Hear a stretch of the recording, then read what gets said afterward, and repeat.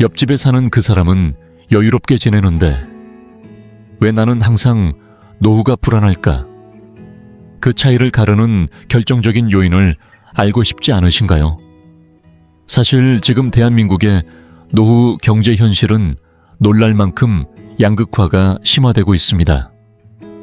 예를 들어 보건복지부가 발표한 최근 통계에 따르면 1인 가구 노인의 경우 약 3명 중 1명이 저축액이 1,000만 원도 안 되는 반면 4명 중 1명은 2억 원 이상의 자산을 보유하고 있다고 합니다.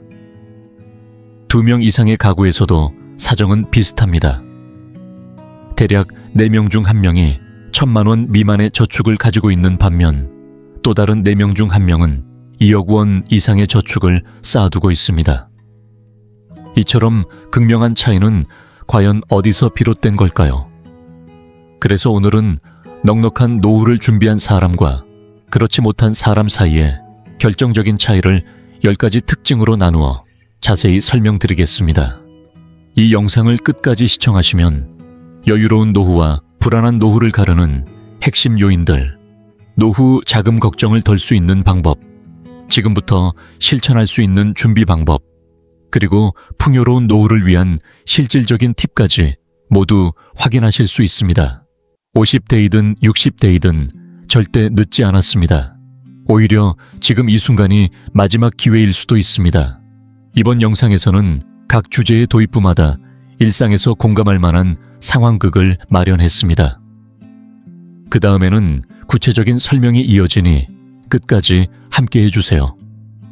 하나, 연금 수입의 차이.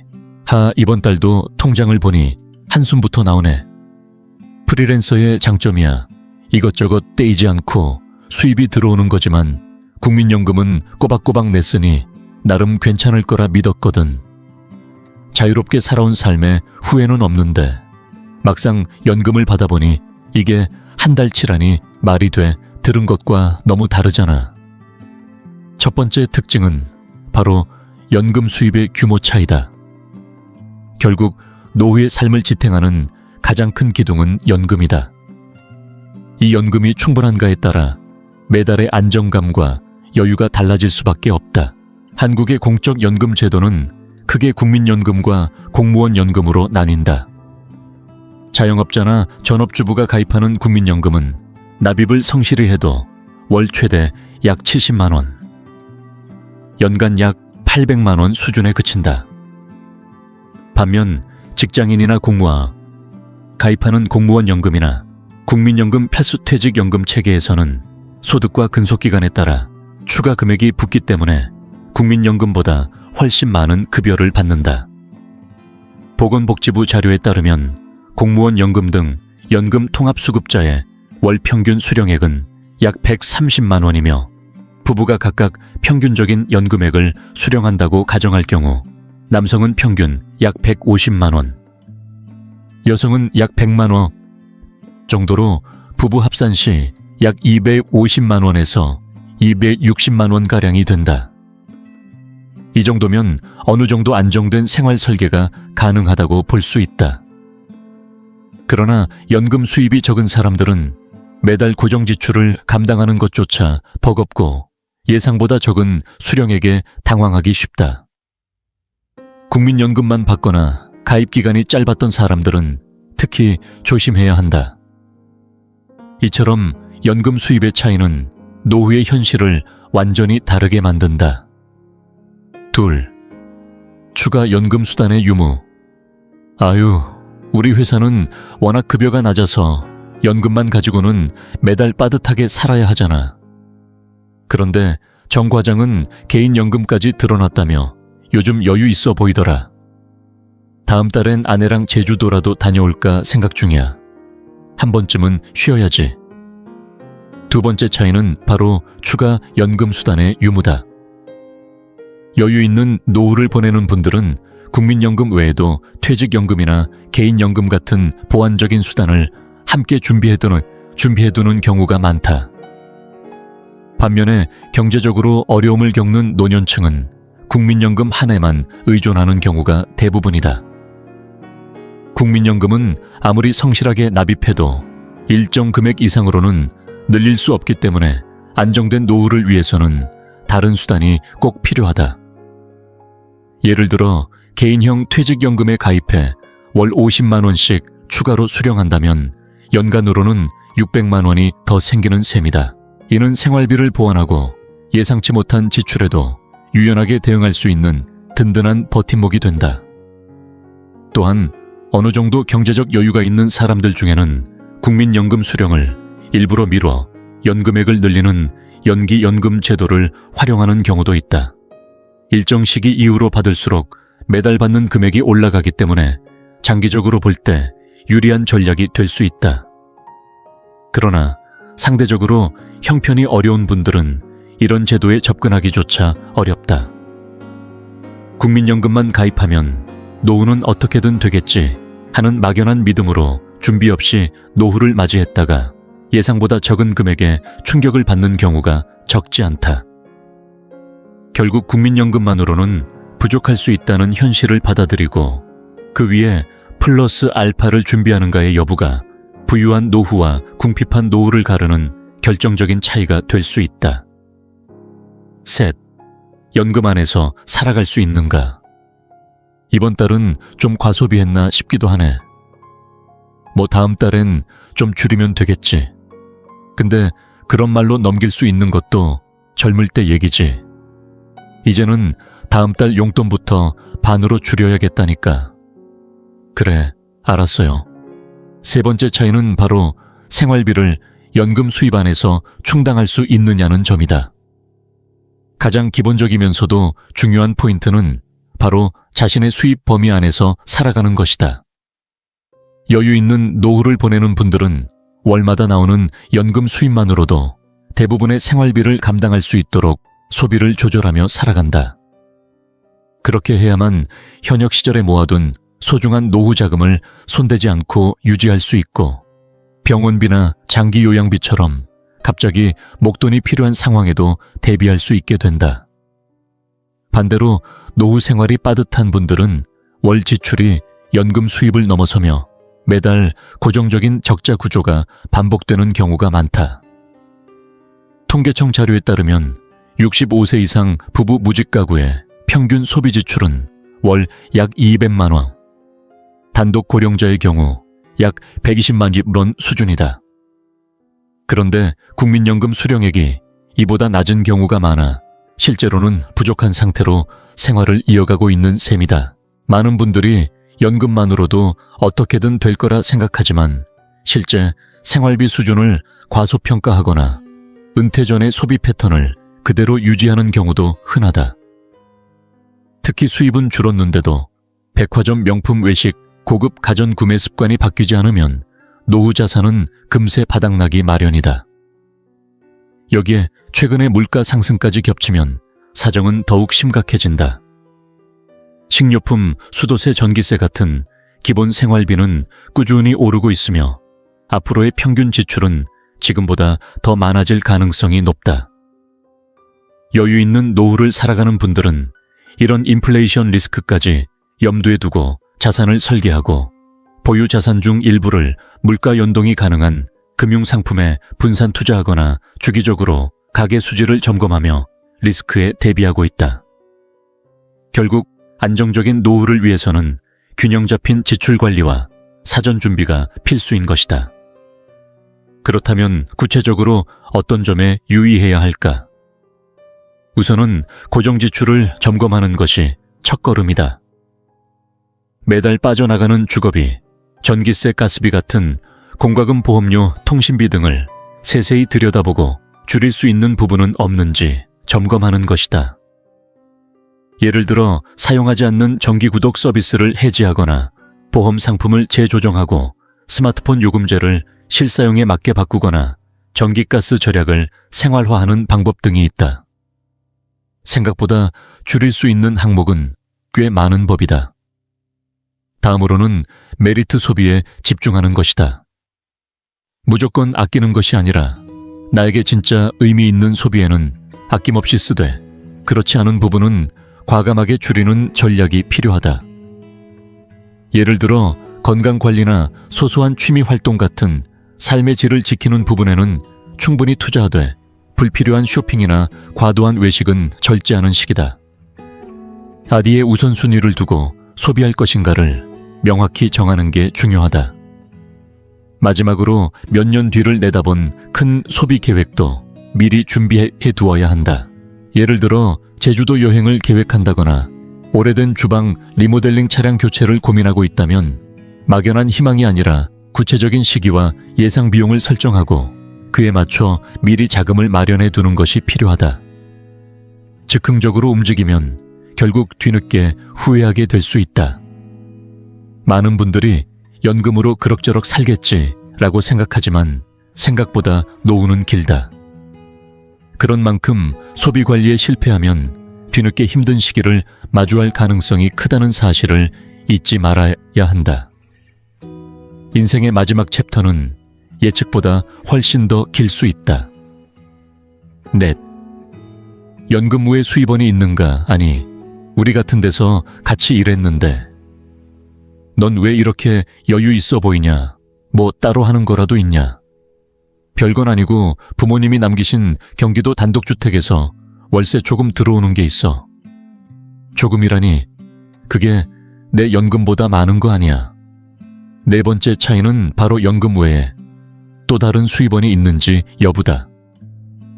노후의 주 수입이 연금 하나뿐이라면 아무래도 불안감이 커질 수밖에 없다. 경제적으로 여유 있는 노년을 보내는 분들은 대체로 연금 외에도 무언가의 수입을 함께 유지하고 있는 경우가 많다. 가장 대표적인 방법은 퇴직 후에도 계속 일하는 것이다. 건강이 허락하는 한 주 몇 회라도 일해서 소득을 얻는 것. 이것이야말로 안정적인 노후로 가는 가장 현실적인 길일 수 있다.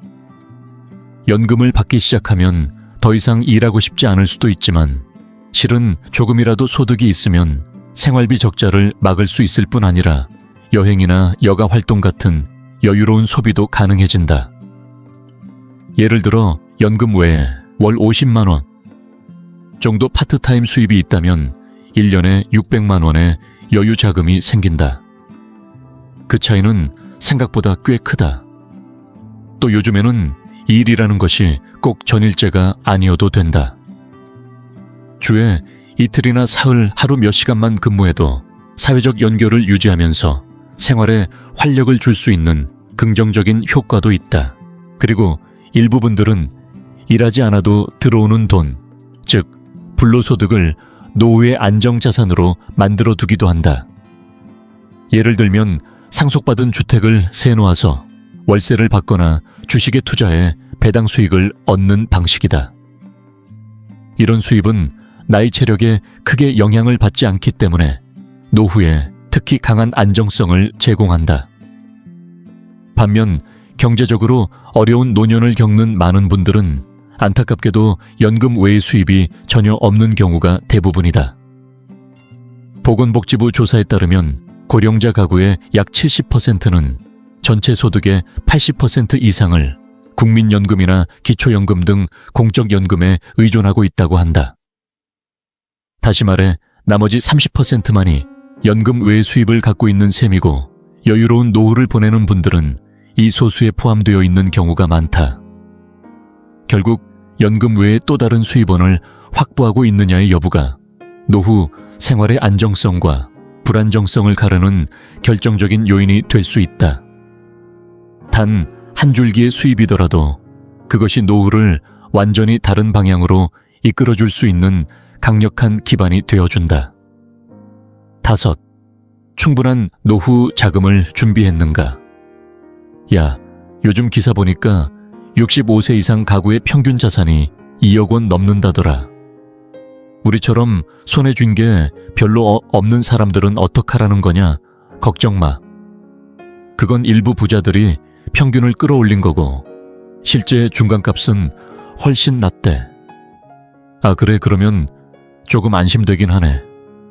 그런데 그 중간값은 얼마나 되는데 대충 보니까 1억 6천만 원 정도 되더라고. 그것도 우리한텐 벅차다. 그치? 5번째 차이는 바로 충분한 노후 자금을 갖추고 있느냐는 점이다. 너무나 당연한 이야기 같지만 은퇴 시점에 얼마만큼의 자산을 갖고 있느냐는 것이 노후 삶의 선택지를 완전히 바꿔놓는다. 자산이 많을수록 마음의 여유도 대응할 수 있는 범위도 훨씬 커지기 때문이다. 경제적으로 여유 있는 노년을 보내는 분들은 대부분 현역 시절부터 계획적으로 저축과 자산 관리를 해온 경우가 많다. 실제로 몇 년 전 금융당국이 발표한 자료에 따르면 은퇴 후 30년을 살아가기 위해 필요한 자금이 약 2억 원가량 부족하다는 추산이 나오면서 이른바 노후 2억 원 부족 문제가 사회적으로 큰 화제가 되었다. 이 이슈는 많은 사람들에게 그럼 내 경우엔 얼마나 필요할까? 라는 질문을 던지게 만들었다. 바로 그 지점에서부터 노후 설계는 시작되는 것이다. 반면 노후 자산이 부족한 분들은 연금 외에 별도로 쓸 수 있는 돈이 거의 없는 경우가 많다. 그렇다면 실제로 사람들은 노후를 위해 얼마를 준비하고 있을까? 통계청이 발표한 2022년 가계금융복지조사에 따르면 65세 이상 가구의 평균 금융자산은 약 2억 1천만 원이지만 이를 작은 수치부터 순서대로 나열했을 때의 중간값, 즉 중위값은 약 1억 6천만 원에 불과하다. 이 수치는 극소수의 자산가가 전체 평균을 끌어올리고 있다는 점을 보여주는 것이며 대부분의 노년 가구는 생각보다 적은 자산으로 생활하고 있다는 현실을 반영한다. 노후 자산의 양극화가 상당히 심화되고 있는 것이다. 넉넉한 노후를 보내는 분들은 퇴직 시점에 이미 충분한 자산을 마련해 두었고 만약 생활비가 부족해지더라도 수년 이상을 버틸 수 있는 대비책을 갖추고 있다. 반면 제대로 준비하지 못한 채 정년을 맞이한 분들은 빠르게 빈곤 노후로 내몰릴 위험이 크다. 퇴직금도 있으니 괜찮겠지 라고 생각할 수도 있지만 앞선 예시에서처럼 매달 적자가 반복되면 결국 수천만 원 단위의 예비자금이 필요해지는 상황이 닥칠 수 있다. 결국 노후에 경제적 어려움을 겪지 않으려면 지금 이 순간부터라도 꾸준히 저축하고 자산을 계획적으로 쌓아가는 습관이 필수적이다. 안정된 노후는 어느 날 갑자기 주어지는 것이 아니라 오랜 시간에 걸쳐 준비하고 만들어가는 결과라는 것을 절대 잊지 말아야 한다. 6. 절약 습관과 소비 통제의 차이 봐봐. 이번에 쓴 신용카드 포인트 적립률 좀 봐. 이게 바로 노후의 마법이지. 너 그 열정 현역 때 가계부에 쏟았으면 지금쯤 포인트 따위 신경 안 쓰고 살았을걸. 6번째 차이는 바로 절약 습관과 소비를 통제하는 능력에서 갈린다. 평소 돈을 어떻게 쓰는지, 가계를 어떤 태도로 관리해왔는지가 결국 노후 생활의 안정성과 직결되는 것이다. 경제적으로 여유로운 노후를 보내는 사람들은 대부분 젊을 때부터 무리하지 않는 선에서 절약하는 습관을 자연스럽게 익혀왔다. 수입에 맞는 생활을 지켜왔고 크지는 않아도 충분히 만족할 수 있는 삶의 방식을 알고 있다. 또 불필요한 소비를 알아서 잘 줄이는 생활 스킬이 몸에 배어있는 경우도 많다. 덕분에 은퇴 후에도 자금에 여유가 생기고 갑작스러운 지출에도 당황하지 않는다. 반대로 경제적으로 불안정한 노후에 빠지기 쉬운 사람들은 현역 시절 소득이 많았더라도 저축은 나중에 하지 뭐하며 미루기 일쑤였고 외식이나 취미생활에 돈을 과하게 쓰는 습관이 있었다. 이런 소비 성향이 굳어지면 퇴직 후 수입이 줄어도 소비 패턴은 그대로 남아있어 지출을 줄이기 힘들다. 백화점 VIP, 혜택 커피 한 잔 가격에 대한 감각이 현실과 맞지 않는다면 아무리 연금이 나오고 퇴직금이 있어도 그건 오래가지 못한다. 결국 중요한 것은 수입이 많았는가 보다 꾸준히 절약하는 습관을 들였는가에 달려있다. 무조건 아끼는 것이 아니라 자신의 수입에 맞춰 균형 잡힌 소비를 해온 사람이야말로 노후에도 흔들리지 않는 삶을 만들어갈 수 있는 것이다. 눈에 띄지 않는 이 절약 습관의 차이가 결국 부유한 노후와 불안한 노후를 가르는 결정적인 갈림길이 된다. 7. 노후를 대하는 마음가짐의 차이. 나 말이야 은퇴하면 크루즈 타고 세계 일주할 거야. 인생 한 번뿐인데 제대로 즐겨야지. 멋진 꿈이네요. 그런데 지금 눈앞에 있는 도시가스 요금 고지서부터 먼저 보시는 건 어때요? 7번째 차이는 노후를 바라보는 마음가짐. 다시 말해 삶의 만족도에 대한 인식 차이다. 어떻게 살아야 만족스러운 노후라고 느끼는지 그 기준이 다르기 때문에 현실에서의 선택도 전혀 달라지는 것이다. 쉽게 말해 노후에는 이 정도는 누려야 한다는 이상적인 기준을 강하게 고수하느냐, 아니면 현실에 맞는 방식 안에서 충분히 만족하며 살아가느냐의 차이라고 볼 수 있다. 경제적으로 힘들어지기 쉬운 사람들의 공통점 중 하나는 노후 이후에 대한 기대치가 너무 높다는 것이다. 이제는 내가 하고 싶은 거 다 해야지, 지금 아니면 언제 해보겠어. 같은 생각으로 계획 없이 소비와 활동을 늘리는 경우가 많다. 반면 여유로운 노후를 보내는 사람들은 이 균형 감각이 탁월하다. 물론 이들도 취미나 여행을 즐기고 삶의 질을 높이기 위한 활동에 적극적이다. 다만 차이가 있다면 자신이 감당 가능한 예산 안에서 철저하게 계획을 세운 후 그 안에서 만족을 찾는다는 점이다. 예를 들어 해외여행을 간다고 해도 미리 예산을 정하고 그 안에서 숙소와 일정을 조율하며 돈이 과도하게 나가지 않도록 관리한다. 그래서 생활비를 무리하게 침범하지 않는다. 이들이 말하는 즐긴다는 것은 단순히 많이 쓰는 게 아니라 지속 가능하면서도 부담 없는 방식으로 누리는 것이다. 반면 노후가 되면 마음이 먼저 앞서는 경우도 많다. 특히 현역 시절 내내 참고 절약했던 사람들이 이제 좀 누려도 되잖아 라는 심리로 한 번의 소비 패턴을 바꿔버리기도 한다. 문제는 그 과정에서 자산 계획 없이 과도한 지출을 해버리면 모아놓은 자산이 순식간에 줄어든다는 것이다. 그리고 다시 줄이려고 해도 이미 익숙해진 소비 습관은 쉽게 바뀌지 않는다. 결국 부유한 노후를 보내는 사람들은 하고 싶은 것과 지킬 수 있는 것 사이의 균형을 잘 잡는 사람들이다. 자신의 형편 안에서 즐길 줄 알고 그것만으로도 충분히 만족할 줄 아는 마음을 가지고 있다. 반면 불안정한 노후로 빠지기 쉬운 사람들은 현실보다 이상을 앞서다 보니 소비가 끝없이 커지고 삶의 질은 오히려 흔들리게 되는 경우가 많다. 이처럼 노후를 바라보는 태도 단지 소비의 문제가 아니라 마음가짐의 차이가 삶의 풍요로움을 결정짓는 중요한 기준이 된다. 8. 퇴직금을 어떻게 쓰느냐가 노후를 가른다. 하하, 결국 샀어. 퇴직금으로 평생 꿈이었던 고급 세단 한 대 뽑았지. 이제 노후 드라이브는 완벽해. 아직 아내한테는 비밀이야. 뭐라고요? 당신 그 차 대체 뭐예요? 내가 퇴직금은 노후 생활자금으로 남겨야 한다고 몇 번을 말했는데 8번째 차이는 바로 퇴직금 사용 방식의 차이다.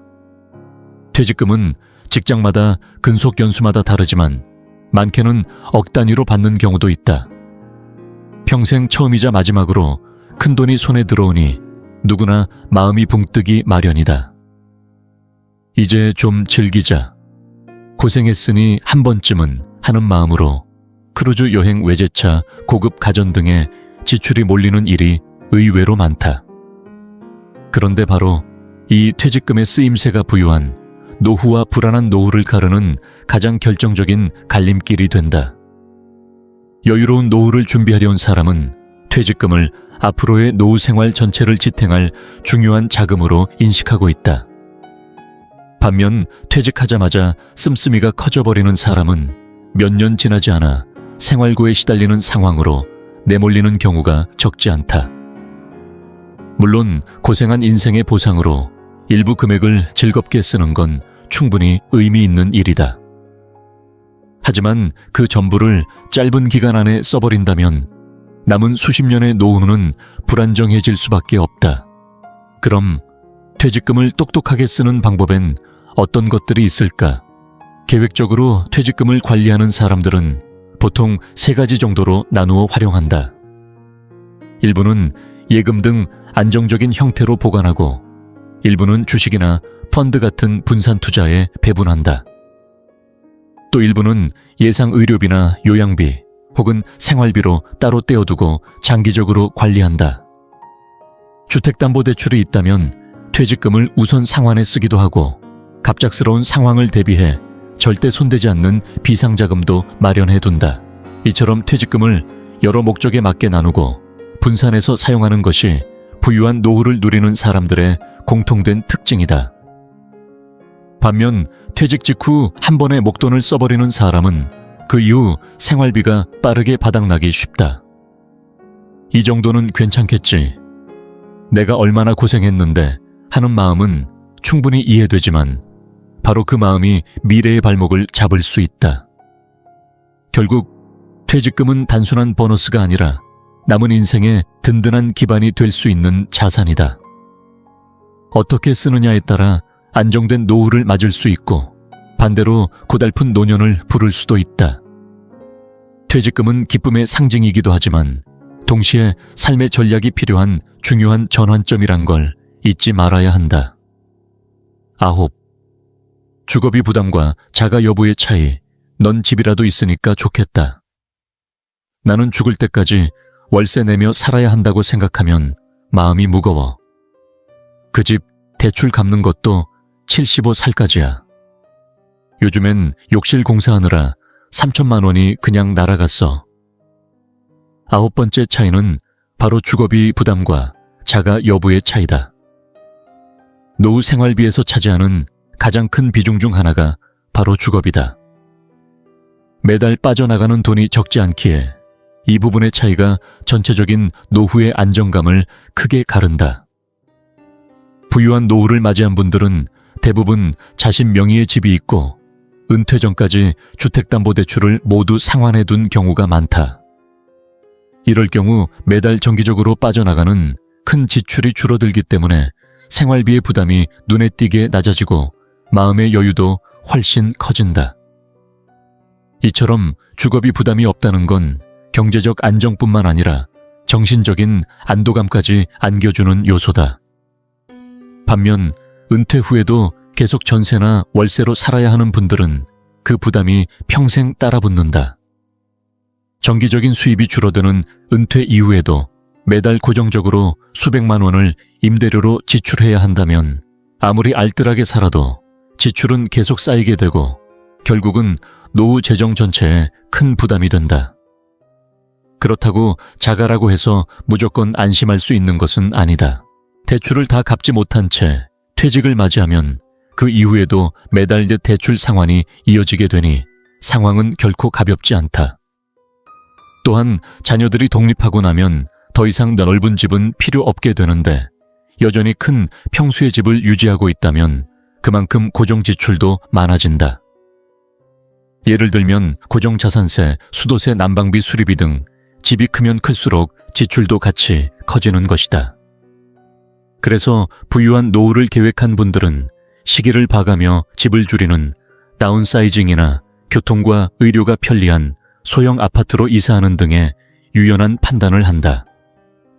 또한 집의 노후화에 대비해 욕실 보일러 전기 설비 등 주요 부분은 퇴직 전부터 차근차근 점검하고 교체해두는 분도 많다. 갑작스러운 대규모 수리를 피하기 위한 계획적인 유지관리는 집의 가치도 지키고 향후 지출도 분산시켜주는 지혜로운 선택이다. 반면 경제적으로 어려운 노후를 맞이하는 분들은 이러한 주거 계획을 미리 세우지 못한 경우가 많다. 지금 당장 살 수 있는 곳이면 된다는 생각으로 입주를 결정하다 보니 몇 년 후 임대료가 오르거나 유지비가 급증했을 때 대응하기 어려운 상황에 처하게 되는 것이다. 결국 주거에 대한 선택은 단순히 사는 곳을 정하는 일이 아니다. 앞으로 수십 년간 지속될 노후의 경제 안정성 전체를 좌우하는 매우 중요한 결정이다. 지금의 집이 당신에게 어떤 의미인지, 그리고 그 집이 미래에도 당신을 지켜줄 수 있을지를 진지하게 생각해 봐야 한다. 건강의료 요양 대비의 차이. 배는 고픈데 시간도 없고 뭐 한 끼쯤 굶어도 괜찮겠지. 어차피 식비도 아끼고 운동도 될 거 아냐. 그때 건강 너무 과신한 거였어. 그렇게 대충 먹고 넘겼던 게 지금 이 병원비로 돌아올 줄이야. 10번째 차이는 바로 건강관리와 의료 요양에 대한 대비의 차이다. 얼핏 보기엔 돈 문제와 건강 문제는 전혀 별개처럼 느껴지지만 실제로 노년기에는 이 둘이 밀접하게 얽혀 있고 때로는 노후의 삶 전체를 좌우하는 핵심 요인이 되기도 한다. 건강 수명이란 다른 사람의 도움 없이 스스로 생활할 수 있는 기간을 말한다. 이 기간이 길수록 의료비 간병비에 대한 부담이 줄어들고 일상에서도 더 많은 자율성과 활력을 누릴 수 있다. 여기에 더해 예기치 못한 질병이나 사고에 대비해 의료비와 장기 요양비를 어떻게 준비해 왔는가? 역시 중요한 차이를 만든다. 경제적으로 안정된 노년을 살아가는 분들의 공통점은 대부분 은퇴 이전부터 건강관리에 꾸준히 투자해 왔다는 것이다.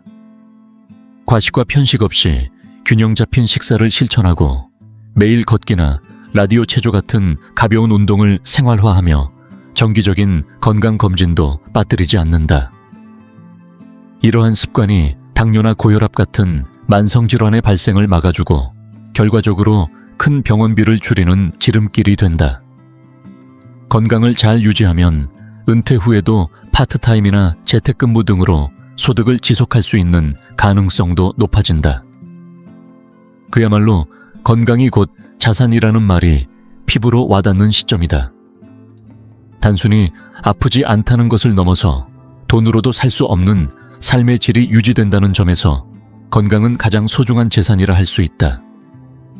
반면 노후 빈곤에 빠지기 쉬운 사람들은 젊을 때의 무심함이 결국 뒤늦은 대가로 돌아오는 경우가 많다. 식사를 건너뛰거나 불규칙한 생활을 반복하다가 중년 이후에 당뇨, 심장병 등 만성질환으로 병원을 자주 찾게 되고 그때부터는 약값과 진료비가 무섭게 불어나기 시작한다. 게다가 일정 이상 증상이 악화되면 일상생활이 어려워져 요양보호가 필요한 상태로 이어지기도 한다. 물론 한국에는 건강보험과 장기요양보험 제도가 있다. 그러나 현실적으로는 본인 부담금이 존재하며 특히 장기요양 등급을 받아도 요양시설에 입소하거나 재가 서비스를 이용하려면 매달 몇십만 원 단위의 지출이 꾸준히 발생한다. 노후 소득이 제한된 상황에서 이러한 의료 요양비 지출은 곧장 가게에 큰 타격을 줄 수밖에 없다. 특히 혼자 사는 어르신이라면 응급 상황에 대비한 생활 안전망이 부족할 가능성이 크고 이로 인해 단순한 병이 중병으로 번지기도 한다. 이 모든 것을 막기 위한 유일한 방법은 건강이 나빠지기 전에 미리 준비하고 돌보는 것이다. 결국 건강은 단순히 개인의 문제가 아니다. 그것은 노후 재정과 직결된 경제적인 문제이며 동시에 존엄한 삶을 지켜주는 마지막 방어선이다. 지금의 작은 선택 하나하나가 앞으로의 삶을 지탱할 커다란 기반이 될 수 있다는 것을 잊지 말자. 오늘은 여유로운 노후와 궁핍한 노후를 가르는 핵심적인 차이에 대해 자세히 살펴보았습니다. 어떠셨나요? 오늘 전해드린 내용들을 바탕으로 하루라도 빨리 나에게 맞는 실천을 시작하는 것이 무엇보다 현명한 선택일 것입니다. 노후의 삶을 미리 그려보고 자신의 상황에 맞춘 구체적인 계획을 세우는 것이 가장 중요합니다.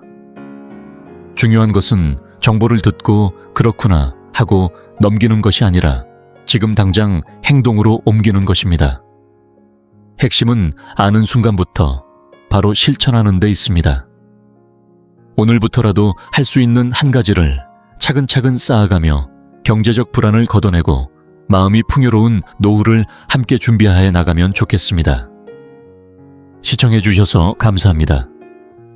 이 영상이 도움이 되셨다면 좋아요와 구독을 꼭 부탁드립니다.